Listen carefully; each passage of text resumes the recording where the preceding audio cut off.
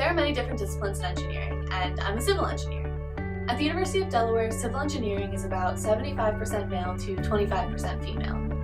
When I look around in my major-specific classes, I have to really look to find the other girls. Like when we're doing group projects, I often find myself being the only girl on the team. And since we know that diversity is crucial to collaboration, why aren't there more girls in my classrooms?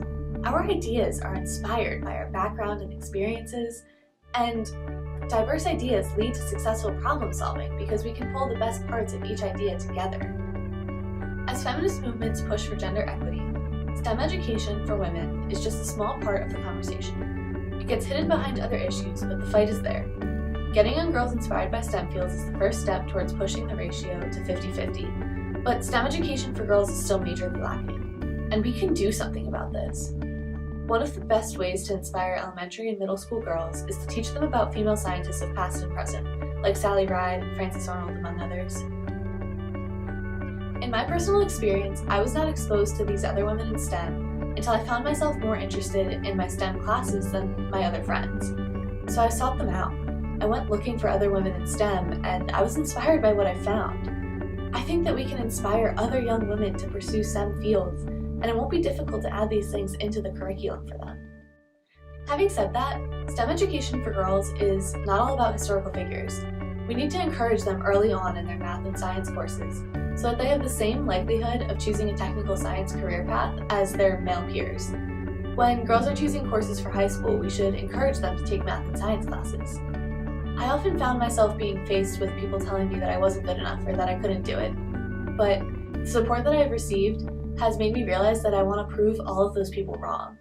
And if we support young girls in their early math and science classes, we can do that for them too. Teachers also have an important role to play. They can ignite a passion for STEM by showing students how all of the things that they learn in high school translate to life after school. For instance, bringing in recent developments of technology and showing how the calculus that they learned last week translates to the rocket launch they saw on the news last night. We often hear students saying, "Why do I need to know this?" or "I will never use this." But if we can show them the awesome things that they can do with more basic concepts, they will get excited about science and technology. And one day, these young women will be the ones launching rockets. So why does it matter that we're encouraging young women to choose technical sciences? Why aren't we just trying to encourage all kids to go into STEM? It matters because the grand challenges that our nation faces need to be approached from all different angles. The women will have different experiences that they can bring to the table, and together we can reach better solutions.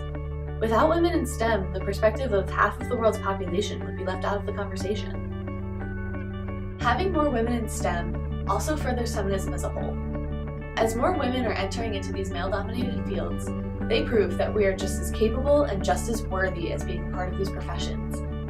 And as women are making important discoveries in science and technology, they inspire other women to follow in their footsteps.